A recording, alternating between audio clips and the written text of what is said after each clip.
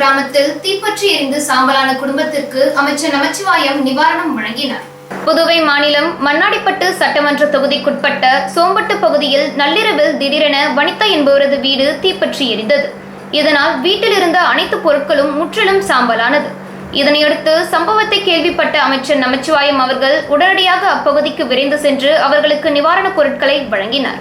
உடன் முன்னாள் சட்டமன்ற உறுப்பினர்கள் அருள்முருகன், தீப்பாய்ந்தான், பாஜக பிரமுகர்கள் முத்தழகன், வீரராகவன், தமிழ்மணி, கலியபெருமாள் உள்ளிட்டோர் கலந்து கொண்டனர்.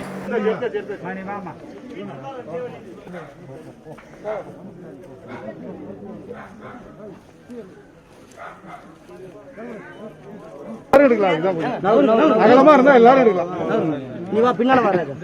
சார் இங்க பாருங்க, ஜி இங்க பாருங்க.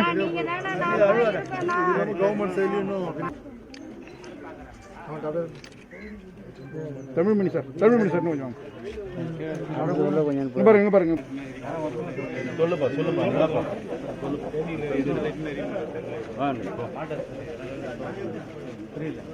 புதுச்சேரியில் கடந்த 24 மணி நேரத்தில் 196 நபர்களுக்கு கொரோனா தொற்று உறுதி செய்யப்பட்டுள்ளது. மேலும் 3 நபர்கள் உயிரிழந்துள்ளனர். புதுச்சேரி மாநிலத்தில் கடந்த 24 மணி நேரத்தில் புதுச்சேரியில் 146 நபர்கள், காரைக்காலில் 25 நபர்கள், ஏனாமில் 8 நபர்கள், மாஹேவில் 17 நபர்கள் என மொத்தம் 196 நபர்கள் கொரோனா தொற்றால் பாதிக்கப்பட்டு உள்ளனர். கடந்த 24 மணி நேரத்தில் புதுச்சேரி மாநிலத்தில் 3 நபர்கள் உயிரிழந்து உள்ளதை அடுத்து மாநிலத்தில் உயிரிழந்தோரின் எண்ணிக்கை 1748 உயர்ந்துள்ளது. இன்று குணமடைந்தோர் 327 நபர்கள். தற்போது 2345 நபர்கள் சிகிச்சை பெற்று வருகின்றனர். 1,12,892 நபர்கள் குணமடைந்து வீடு திரும்பியுள்ளனர். மாநிலத்தில் 1,16,985 நபர்கள் இதுவரை பாதிக்கப்பட்டு உள்ளனர். மண்ணாடிப்பட்டு தொகுதியில் திட்டங்கள் குறித்து துறை அதிகாரிகளோடு அமைச்சர் நமச்சிவாயம் ஆலோசனையில் ஈடுபட்டார். மண்ணாடிப்பட்டு தொகுதியில் நலத்திட்டங்கள் குறித்து துறை அதிகாரிகளிடம் ஆலோசனை கூட்டம் அமைச்சர் நமச்சிவாயம் தலைமையில் சட்டசபை வளாகத்தில் உள்ள அமைச்சரின் அறையில் நடைபெற்றது. இந்த கூட்டத்தில் தொகுதியில் உள்ள குறைகள் குறித்தும் நலத்திட்ட உதவிகள் செயல்படுத்துவது குறித்தும் ஆண்டு உண்டா இல்லையா என திமுக விளக்கம் அளிக்க வேண்டும் என புதுச்சேரி அதிமுக செயலாளர் கேள்வி எழுப்பியுள்ளார். புதுச்சேரி கிழக்கு மாநில அதிமுக செயலாளர் அன்பழகன் கட்சி தலைமை அலுவலகத்தில் செய்தியாளர்களை சந்தித்தார்.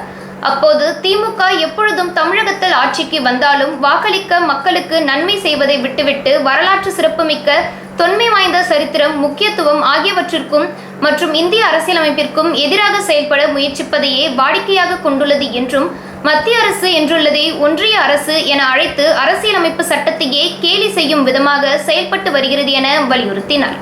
என்ஆர் காங்கிரஸ் பிரமுகர் ராஜா பிறந்தநாளை முன்னிட்டு சட்டமன்ற உறுப்பினர்கள் என்ஆர் காங்கிரஸ் நிர்வாகிகள் நேரில் சந்தித்து வாழ்த்து தெரிவித்தனர். என்ஆர் காங்கிரஸ் கதிர்காமம் தொகுதி பிரமுகரும் மாநில நிர்வாகியுமான ராஜா பிறந்தநாளை முன்னிட்டு அவரது இல்லத்தில் என்ஆர் காங்கிரஸ் சட்டமன்ற உறுப்பினர்கள், மாநில நிர்வாகிகள் வாழ்த்து தெரிவித்தனர். அந்த வகையில் சட்டமன்ற உறுப்பினரும் முன்னாள் அமைச்சருமான ராஜவேல் பூங்கொத்து கொடுத்தும் சால்வை அணிவித்தும் வாழ்த்து தெரிவித்தார். மேலும் இந்நிகழ்ச்சியில் என்ஆர் காங்கிரஸ் நிர்வாகிகள், தொழிலதிபர்கள் உட்பட பலர் கலந்து கொண்டனர். மாற்றிகளை அமைக்க வேண்டும் என்று எதிர்க்கட்சி தலைவர் சிவா அவர்கள் வலியுறுத்தியுள்ளார். புதுச்சேரி வில்லியனூர் சட்டமன்ற தொகுதிக்குட்பட்ட மணவெளி மற்றும் தட்டாஞ்சாவடி பகுதிகளில் குறைந்த மின்னழுத்தம், தெரு மின் விளக்குகள் எரியாதது, மின் ஒயர்கள் தாழ்ந்த நிலையில் செல்வது உள்ளிட்ட பிரச்சினைகள் இருந்து வருகிறது. இதுகுறித்து தொகுதி சட்டமன்ற உறுப்பினரான எதிர்க்கட்சி தலைவர் சிவா அவர்களிடம் அப்பகுதி மக்கள் முறையிட்டனர். இதனையடுத்து எதிர்க்கட்சி தலைவர் சிவா அவர்கள் நேற்று மின்துறை செயற்பொறியாளர் ஞானசேகரன், உதவி பொறியாளர் உமேஷ், இளநிலை பொறியாளர் பாலமுருகன் உள்ளிட்ட அதிகாரிகளை அழைத்து கொண்டு அப்பகுதிக்கு சென்று ஆய்வு மேற்கொண்டார். அப்போது குறைந்த மின்னழுத்தத்தை போக்க புதிய மின்மாற்றிகளை அமைக்க வேண்டும், அனைத்து தெருவிளக்கு கம்பிகளிலும் எல்டி விளக்குகளை பொருத்தி எரிய வைக்க வேண்டும், தாழ்ந்த நிலையில் செல்லும் மின் வயர்களை உயர்த்தி கட்ட வேண்டும், அந்த இடங்களில் தேவைப்பட்டால் புதியதாக மின் கம்பங்களை புதைக்க வேண்டும் என்று எதிர்க்கட்சி தலைவர் சிவா அவர்கள் வலியுறுத்தினார். புதுச்சேரி ஜிப்மர் மருத்துவமனையில் கொரோனாவால் இறந்தவர்களின் உடல்களிலிருந்து நகைகளை திருடி வந்த ஒப்பந்த ஊழியர் கைது செய்யப்பட்டார். ஜிப்மர் மருத்துவமனையில் கொரோனாவால் இறப்பவர்களின் உடல்களிலிருந்து நகைகள் காணாமல் போவதாக கோரிமேடு போலீசாருக்கு தொடர்ந்து புகார் வந்ததை அடுத்து விசாரணையில் ஈடுபட்டனர். அதில் பிணவரையில் ஒப்பந்த ஊழியராக பணியாற்றும் முத்துகிருஷ்ணன் நகைகளை திருடியது தெரியவந்தது. இதனையடுத்து அவரிடமிருந்து 2.5 சவரன் நகைகளை பறிமுதல் செய்து போலீசார் கைது செய்து சிறையில் அடைத்தனர். தொலைத்தொடர்பு ஊழியர்கள் மாவட்ட சங்கத்தின் மாவட்ட செயலாளர்கள் தங்கமணி அவர்களின் பணி நிறைவு பாராட்டு விழா நடைபெற்றது. மாவட்ட சங்க அலுவலகத்தில் நடைபெற்ற இவ்விழாவில் தலைவர் தண்டபாணி தலைமையில் நடைபெற்றது.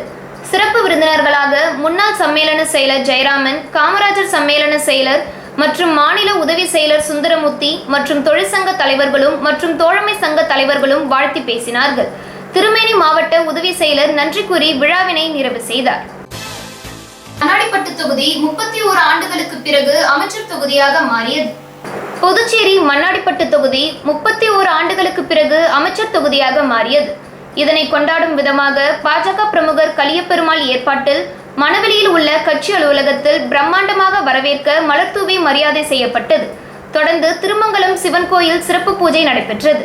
இந்நிகழ்ச்சிகளில் முன்னாள் எம்எல்ஏ அருள்முருகன், பாஜக பிரமுகர்கள் முத்தழகன், வீரராகவன் உள்ளிட்ட கட்சி பிரமுகர் ஆரம்ப சுகாதார நிலையம் சார்பில் மருத்துவர் தினம் கொண்டாடப்பட்டது.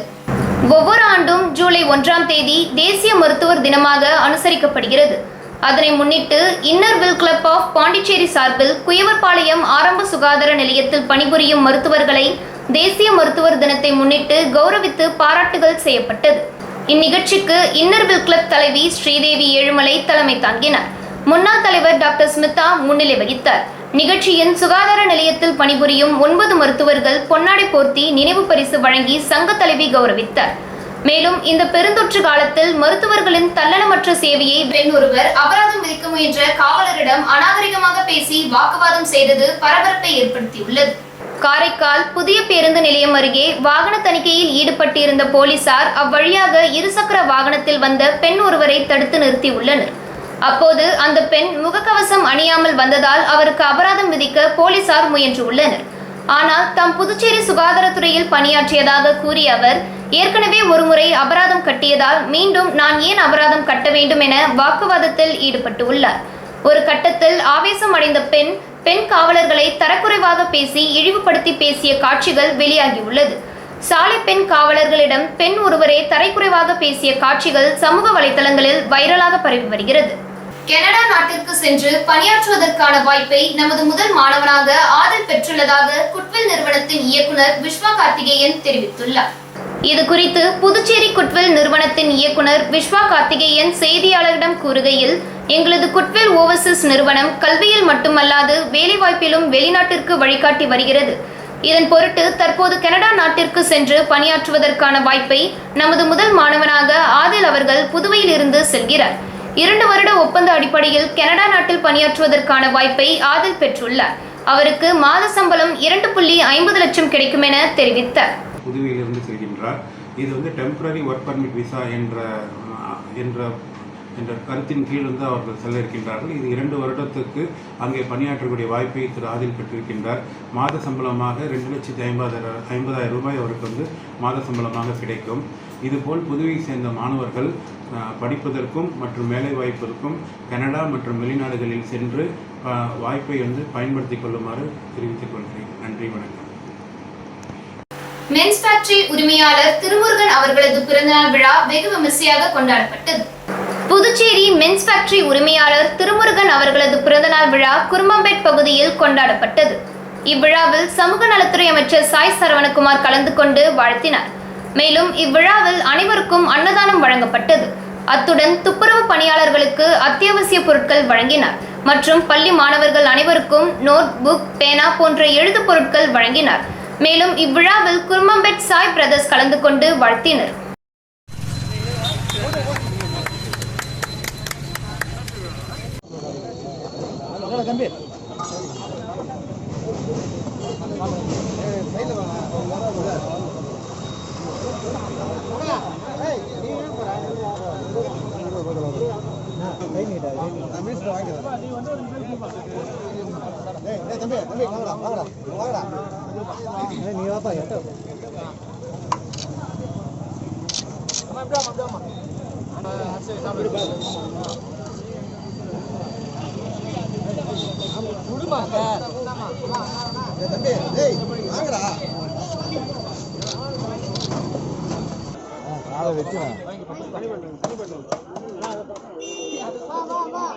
திருநங்கைகளுக்கு தடுப்பூசி போடும் முகாமினை அனிபால் கென்னடி எம்எல்ஏ தொடங்கி வைத்தார்.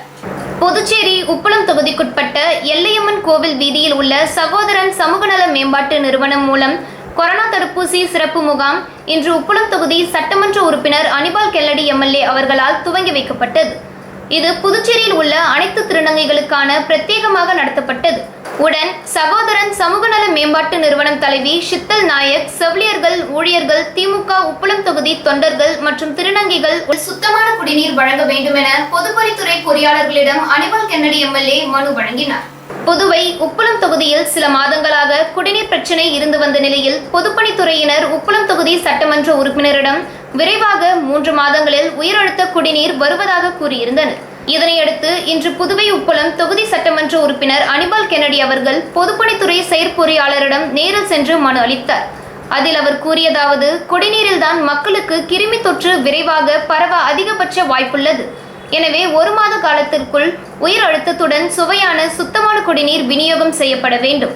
மேலும் அதில் மொத்த கரைந்த திடப்பொருட்கள் அளவு தற்போது உள்ள 2000 700 500 குறைக்கப்பட வேண்டும்.